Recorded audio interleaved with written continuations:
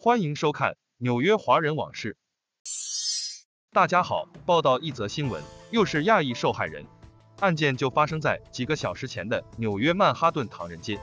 纽约警方消息称，案件发生于今天傍晚6点30分左右。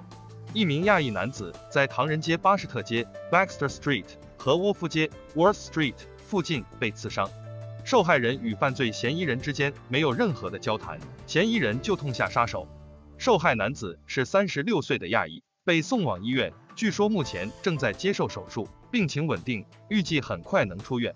案件已邀请亚裔仇恨犯罪工作队协助调查，目前还没有任何跟仇恨犯罪相关的证据。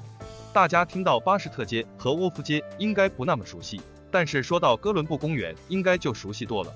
巴士特街交沃夫街就是哥伦布公园的一角，案件说是亚裔，但是高几率是华人。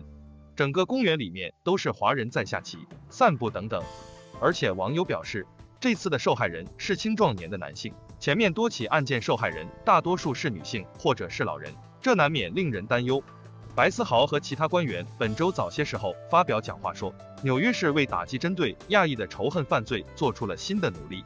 白思豪说，每个社区都遭受了痛苦，但是亚裔美国人社区面临着一种特殊的痛苦，一种可怕的挑战。由于冠状病毒本身遭受的所有苦难之外，除了失去亲人和失去工作之外，人们还不得不面对可怕的歧视和仇恨。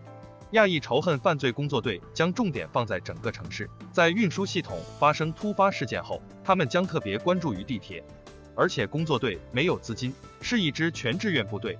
报道就先到这里，上面的案件是不是仇恨犯罪还没下定论，对于仇恨犯罪是不是升级了还不好说。